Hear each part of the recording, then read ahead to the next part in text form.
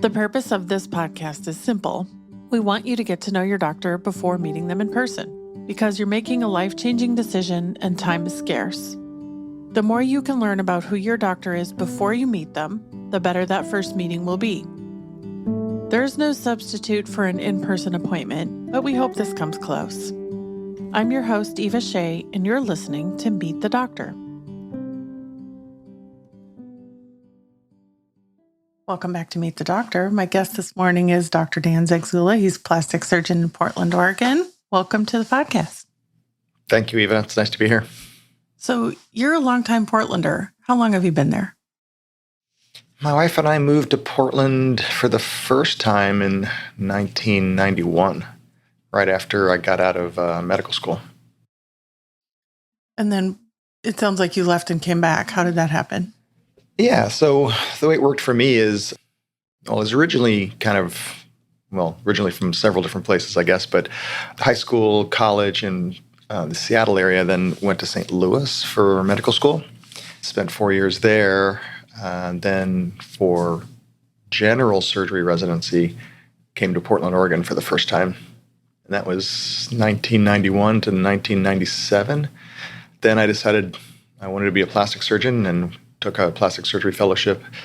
And then we moved to Boston. So we were in Boston for a couple of years, 97 to 99. And then we came back to Portland again in 99, and we've been here since. So other than those 2 years, we've been here for quite a while. Do you remember, was there anything funny, having come from the Northwest and then going to St. Louis? Was there anything that stuck out in St. Louis? Like, this place is really different. Oh, yeah. The culture was much different in the Midwest and in St. Louis. But not in a bad way, just very different. The weather's different. The people, Midwesterners, are a bit more laid back. They're not quite as much in a rush to be everywhere and do everything. There's a lot more diversity in terms of the population.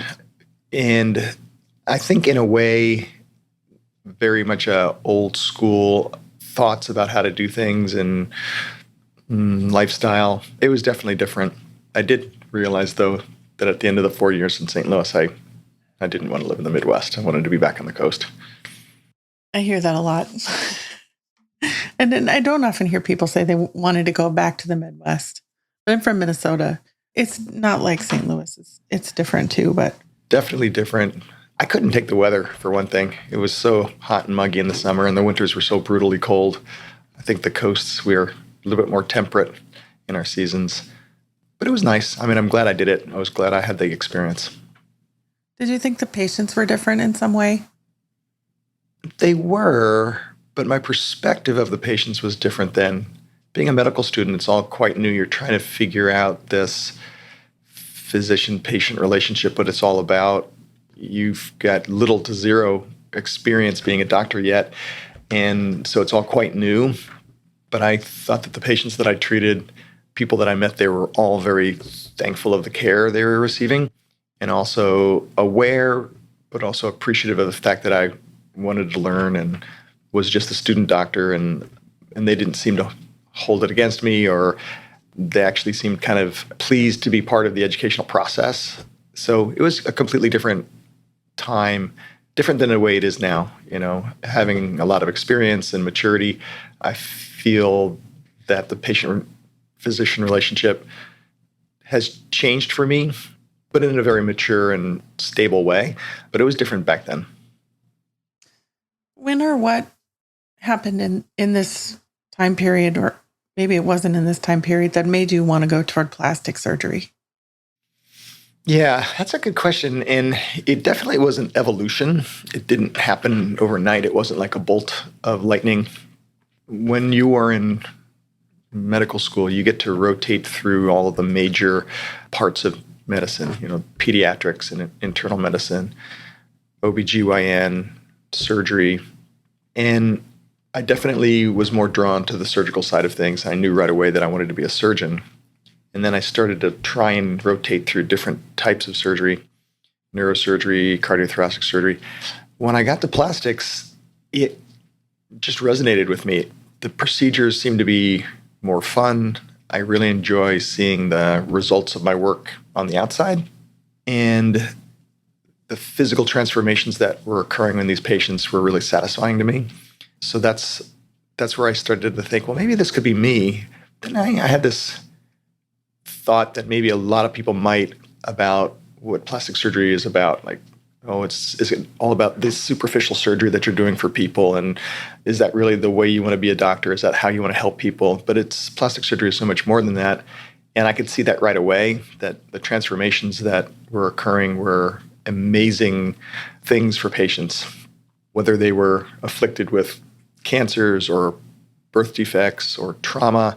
We were able to help them in a very meaningful way. And I really enjoyed that part of surgery. Do you think that your role in people's lives today, or even back then really, is wider and broader than you expected it to be?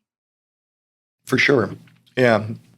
Whatever the patient is seeing us for in terms of plastic surgeons, whether it's a deformity from birth or trauma, a recent cancer, especially the more outward and visible that issue is, the more angst that they have about how they're perceived, about how society will view them, how they'll fit in, how they'll move forward, how these physical deformities might affect future relationships or their current relationships.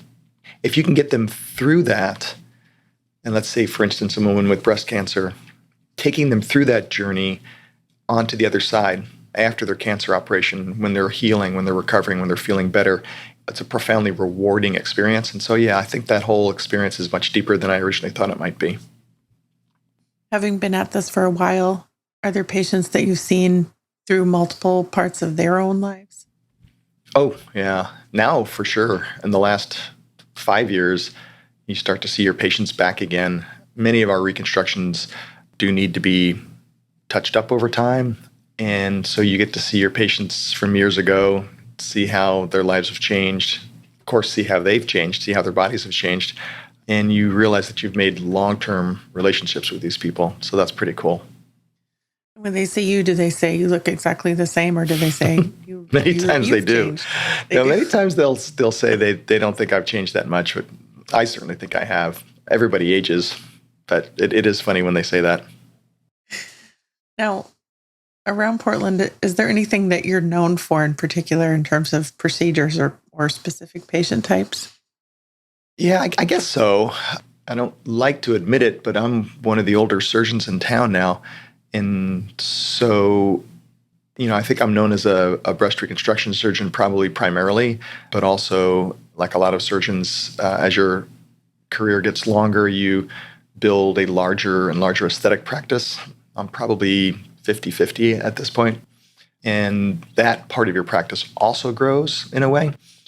Just like your breast reconstruction patients, they network, they talk, there's support groups, but there are also circles of patients that talk about their aesthetic procedures and their mommy makeovers and their breast reductions and things like that. And the longer you're in practice, the more your name gets around. So I think I'm definitely known as a breast reconstruction specialist and also as a breast and body aesthetic surgeon. But I guess you don't really know exactly what they're saying out there. You hope it's all good. And as your maturity level increases, most of the time it is. And experience counts for a lot. And people keep coming and they keep telling you that their friend told them to come, and that's... Yep. And now I had the recent experience of doing breast reductions on daughters of patients that I did breast reductions on early in my career. Oh, that's interesting. Like a lot of things, large breasts can run in families. I've never done a grandmother, mother, and a daughter, but that may be coming. There's still time. Talk to me about the people around you in the practice and the team that you have. Sure. So our group is Portland Plastic Surgery Group. We're 4 surgeons strong now. And to a person, I think they're all excellent surgeons and really warm, comforting, smart, intelligent people. So I think we're very fortunate in the group of individuals that we're working with. We try and also do that with the support staff that we have, from our office administrator down to the receptionist and everybody in between.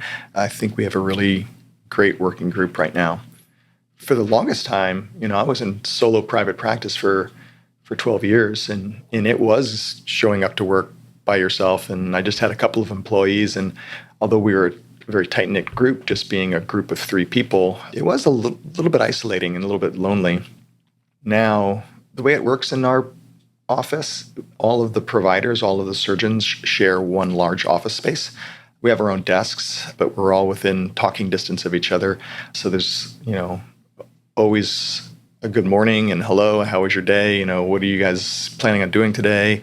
And then if you ever have questions, want to talk about a patient, want to get a follow-up on a case that your partner did, it's really easy to communicate.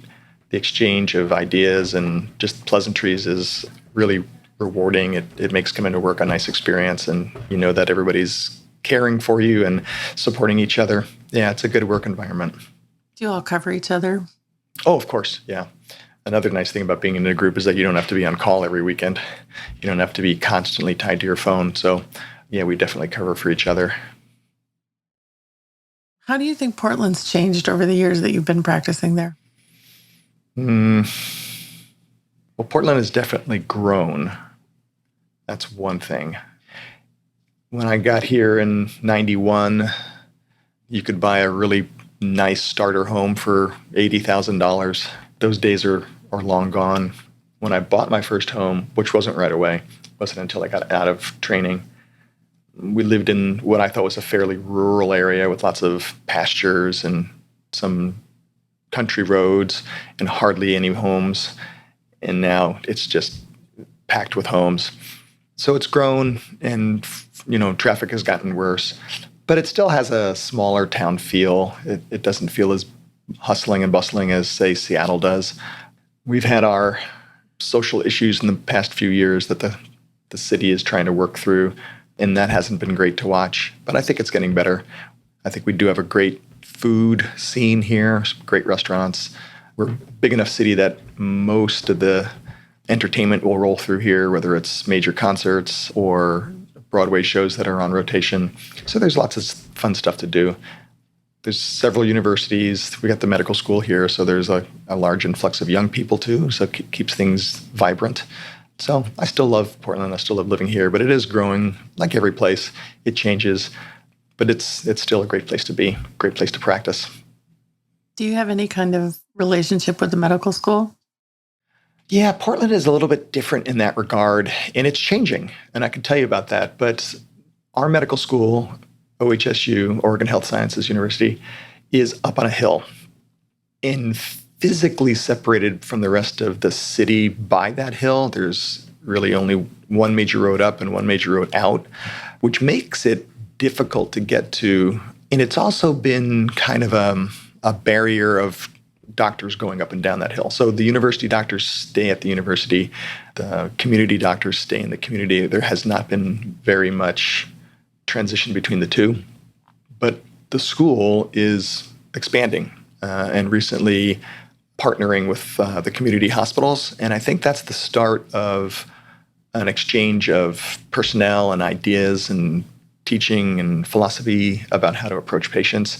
So my hope is that that continues and that we get more interaction with the university, because one thing I do like doing is teaching. Some of the hospitals I work in do have residents from the university that will rotate with us, and I always find that a lot of fun teaching residents. But the physicians themselves don't mingle very much, and I'm hoping to see that change. I never knew that about the hill, and I guess I never thought about it, but a lot of colleges are on hills because they are trying to keep you up there. They don't want you to leave. Yeah, and that's definitely the case there. Yeah, once you go up there, you work there and you don't leave there. You don't go to one of the community hospitals to occasionally do a case or help on a case. And so do they have like bunkers where everyone lives too, and you just go underground and go to sleep and then come back out? Well, that's why they call them residents. They don't.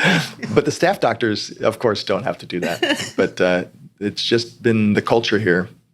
Again, I think it's going to change. I think it is changing. And I know some of the physicians up there, we meet at educational meetings and things.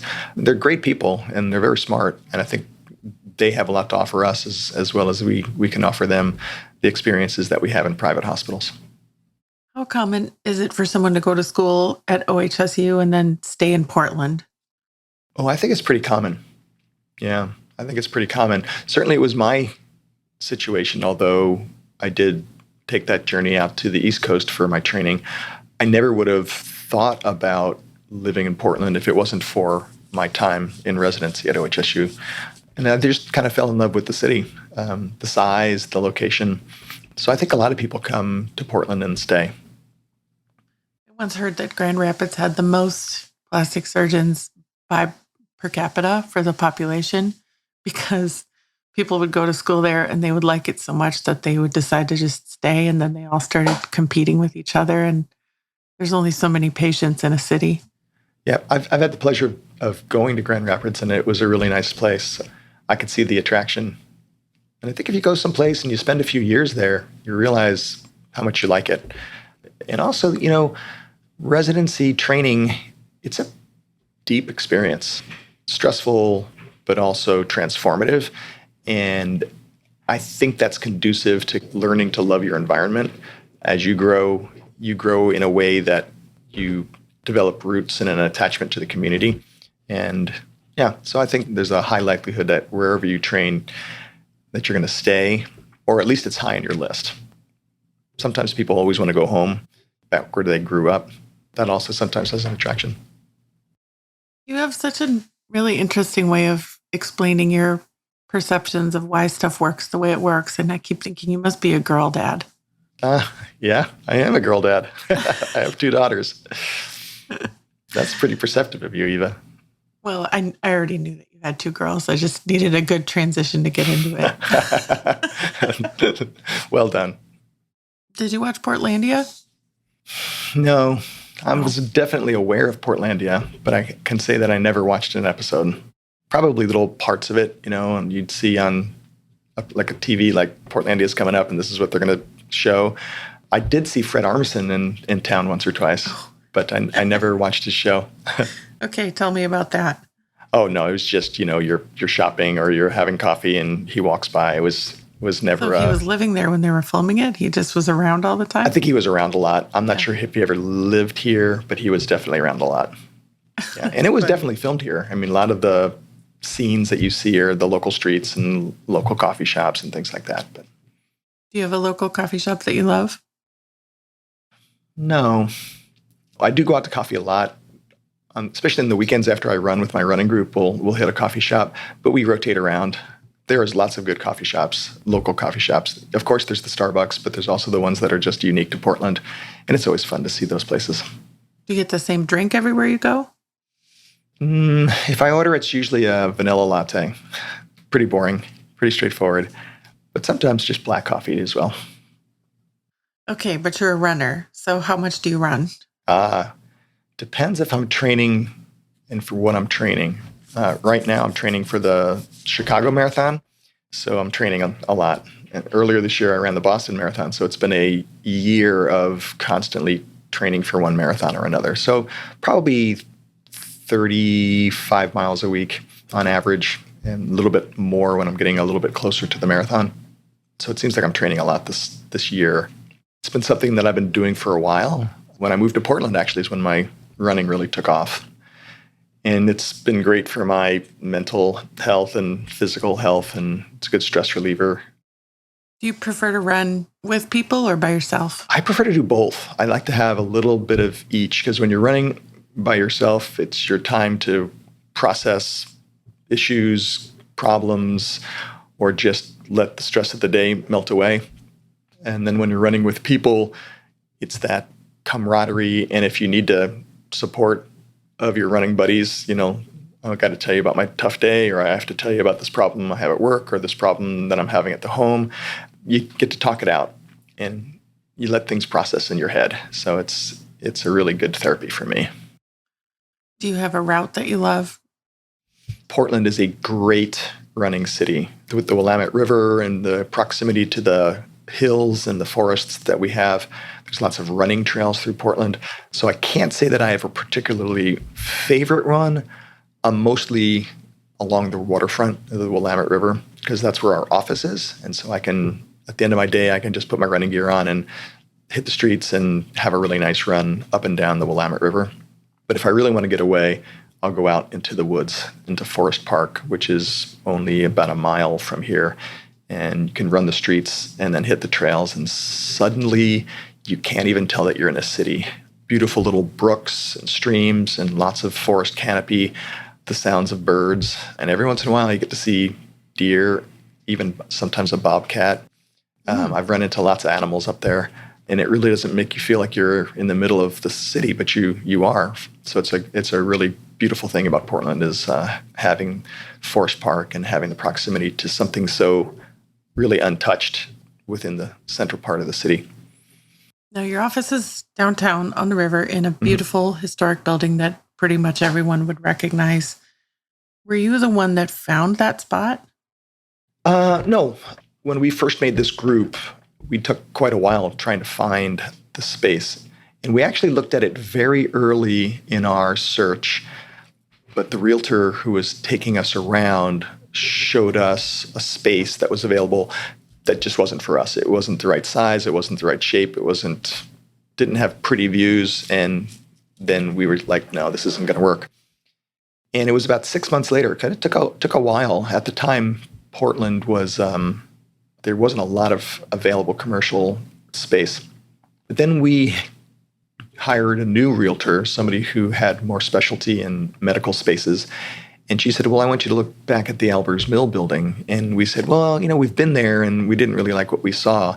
And she said, no, there's a new space that came available. And we walked into the space and just like, oh yeah, this is going to be for us. This is going to be beautiful.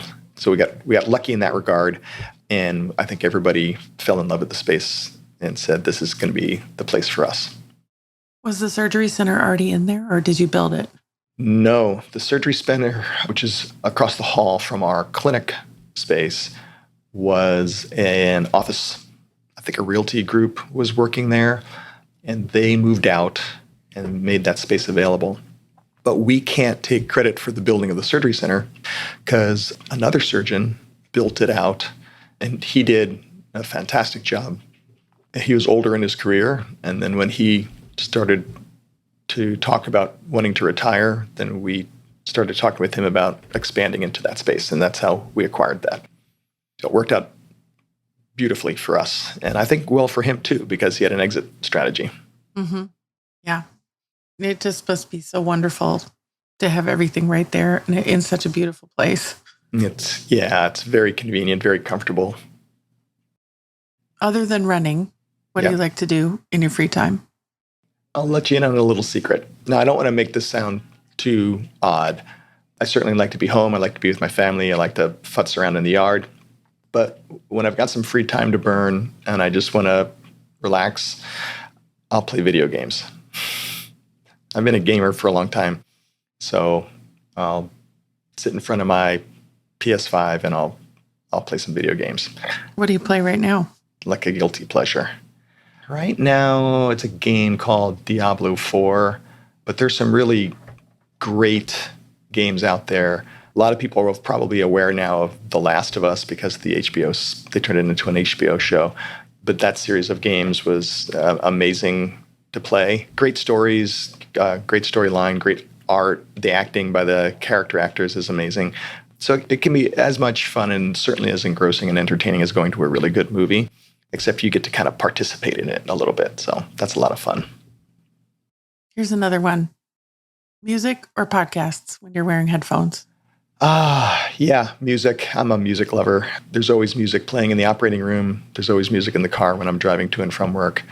Do you always get to control the music in the OR or do you let anybody else choose? I would certainly let them choose, but I usually start it. But I'll ask them, hey, if we want to play something else, let's throw out an idea. So it can be anything. Not a lot of country western, not a lot of classical, but almost everything in between.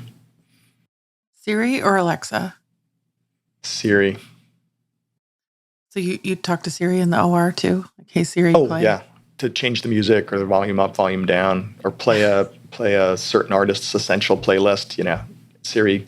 Because sometimes the nurse is busy and they don't know how to open my iPhone or my whatever, and so you call out to Siri and she does it for you. Is Siri a she? I think Siri's a she. In my head, Siri's a she, but she's definitely a she.